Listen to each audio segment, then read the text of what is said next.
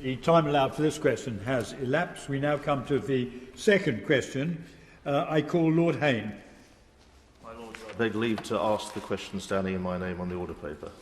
Lord Frost. My Lords, we are committed to and have legislated to ensure unfettered access for Northern Ireland goods moving to the rest of the UK market as a unilateral UK matter.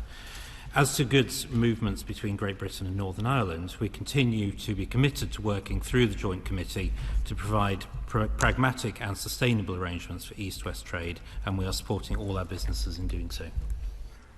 Lord Hayne. Does the noble Lord the Minister now acknowledge that his fiendishly complex barriers to trade between Great Britain and Northern Ireland are throttling local businesses and undermining political stability? Surely the joint and specialised committees he co-chairs with the EU are fully capable of resolving these problems, or are they simply the direct and inevitable consequence of the Prime Minister's dogmatic obsession with a hard Brexit? Surely he accepts that unilateral suspensions of an inflammatory cause to renege upon the Irish Protocol, negotiated by him and agreed by his government, are also eroding trust with future trading partners, as President Biden has ominously signalled. My Lords, the best way of dealing with the issues that are arising on trade between Great Britain and Northern Ireland is for the Northern Ireland Protocol to be implemented in a pragmatic and proportionate manner that is consistent with all its aims. That is what we are intending to do so, and we're working with the European Union to that effect. Lord Howard arising. My Lords, by its recent actions, the European Union has shown that it only respects the Belfast Agreement when it suits it. The actions of the European Union on the 29th of January surprised and shocked all those who understand the importance of the peace process. Could the noble Lord the Minister say how he proposes to act to safeguard the Belfast Agreement and the peace process? My Lords, this government stands fully behind the Belfast Good Friday Agreement. As a government, it's central to our policy on Northern Ireland. The most important thing about the Northern Ireland Protocol is that it should guarantee the Belfast Good Friday Agreement and the peace process. If it is failing to do that, then it's not working well. That's why we think pragmatic, proportionate and appropriate implementation of the protocol is the right way forward. Lord Mandelson. My Lords, the government is in real danger of blundering around in Northern Ireland on these sensitive trade issues. The Unionists feel understandably that putting a trade border down the Irish Sea is a betrayal of their community.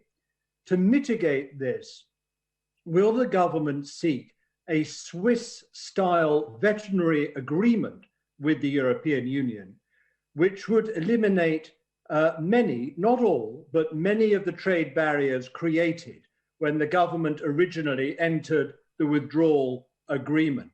Is there any downside, in the noble Lord's view, to such a veterinary agreement that is more important than smoother trade and political stability in Northern Ireland? My Lords, the noble Lord is correct in the implication of his question that the protocol must be implemented in a way which protects the Belfast Good Friday Agreement in all its dimensions, east-west as well as north-south. On the question of a SPS or veterinary agreement, we proposed in the TCA negotiations last year that there could be an equivalence arrangement between us and the EU. Unfortunately, the EU were not open to that. We continue to be open to such an equivalent arrangement if the EU was interested in that. Baroness Ludford. My Lords, I also want to press on the issue of an SPS agreement, because not only a lot of the problem of deliveries from Great Britain to Northern Ireland is around foodstuff and plants, but also export of products such as shellfish and Scottish salmon from Great Britain to the EU has been massively hit by Brexit red tape. The noble Lord Mandelson specifically asked the Minister if there was any downside to an SPS agreement. He didn't answer that question, and so I would like to ask him why the government is not seeking a veterinary so-called SPS agreement.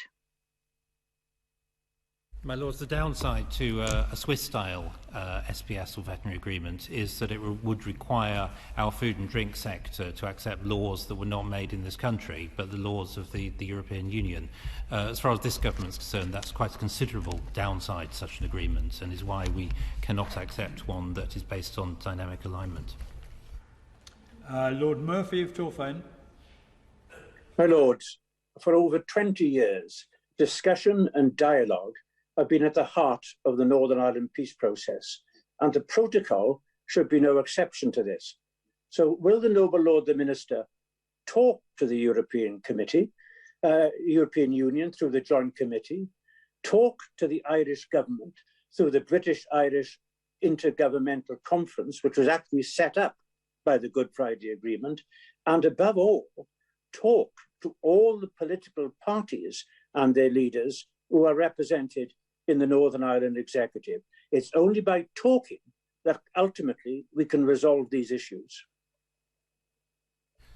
My Lords, I very much agree that dialogue is extremely important, and I and my team are in constant touch with Vice President Šefčovič and his teams, and of course my Right Honourable friend, Secretary of State for Northern Ireland, also has many contacts in Northern Ireland. I'm pleased to be able to say that there will be a specialised committee tomorrow within the Joint Committee framework, the 26th of March, to consider all the issues related to implementing the protocol, and we continue to pursue dialogue in that framework. Lord Moylan. My Lords, while the Northern Ireland Protocol remains in place, British medicines going from Britain to Northern Ireland from the 31st of December this year will need not only to comply with EU regulation, but will also have to be batch tested inside the EEA and therefore could be hostage to capricious EU export bans. Will my noble friend assure the people of Northern Ireland that the government will guarantee them a continuous, reliable supply of medicines, including any necessary vaccine boosters, even if that requires the government to take unilateral action? My Lords, the people of Northern Ireland must of course have access to a wide availability of medicines and pharmaceutical products, just as in any other part of the UK. There is of course a grace period in place ending at the end of this year for the protocol provisions, and we have proposed, as is known to the EU, that this should be extended by a further year. We continue to discuss this matter. Lord Dodds of Duncan. My Lords, given that the protocol prevents the flow of free trade within the United Kingdom internal market, and given that it stops any elected representative, either at Stormont or here at Westminster, from having any say or vote on laws which govern a large degree of the economy of Northern Ireland, does my noble friend agree that these matters must be addressed and corrected at the earliest opportunity, that we as a sovereign independent country must ensure that the people of Northern Ireland are treated in the same way as people elsewhere in the United Kingdom, and that we have to do this to ensure a stable future for devolution and to ensure that we have a balanced and proper implementation of the agreements, not a one-sided interpretation and implementation of the agreements? My Lords, the noble Lord is absolutely correct in saying that the future of the protocol depends on the consent of the elected representatives and people of Northern Ireland. If that consent is not maintained, it's difficult to see how the protocol can be genuinely durable, and all sides must work to sustain it. The EU needs to be aware of the impact its decisions have had on the ground in Northern Ireland in recent months, and continue to work to implement the protocol in a pragmatic and proportionate fashion. Lord Stevenson of Balmacara. My Lords, touring and performing in Europe is crucial to our creative industries in Northern Ireland. Will the noble Lord the Minister take the opportunity to put on record today the reason why Her Majesty's Government rejected the offer made in the EU draft legal text of March 2020 to exempt musicians and artists from any new visa requirements or restrictions on short-term work on the continent? My Lords, the British people voted to end free movement in 2016, and that was a central part of our approach to the negotiations in 2020. The specific proposal made by the European Union would not have dealt with all the difficulties that cultural workers face. The proposal that we made would have, so we regret that agreement on it was not possible, but we continue to discuss this matter bilaterally now with European member states. My Lords, the time allowed for this question